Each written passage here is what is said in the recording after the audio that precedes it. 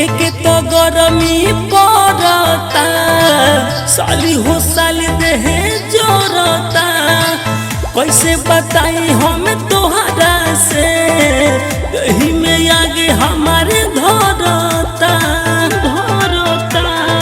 बेरी बेरी जन खिसियाई हमर साली जी कानावा के लाइल बानी हम राउर बाली जी कालावा चला दी हम ना हाली हाली हाली जी कालावा चला दी हम ना हाली हाली हाली जी जन खिसियाई हमर के दुलरी साली जी जन खिसियाई हमर के दुलरी साली जी जीजा साली में हो खत प्यार कहिए से होटे बनावल यार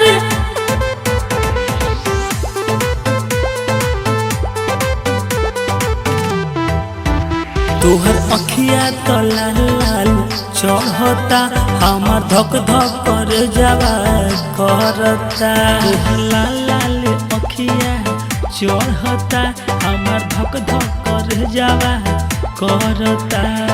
बाजे नहीं तो गोये के बोरे से ताली जी लाइल बानी हम राउर एगो ठेलाली जी कालावा चला दे हम ना हाली हाली हाली जी रउआ खातिर लाइल बानी हम ठेलाली जी जनी खिसियाई हमर के दुलरी साली जी जनी खिसियाई हमर के दुलरी साली जी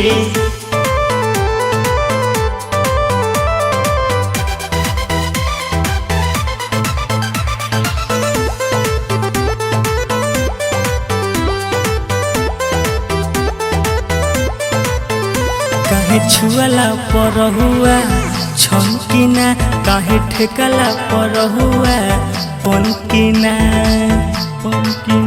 काहे छुअला पर हुआ छमकीना काहे ठेकला पर हुआ पनकीना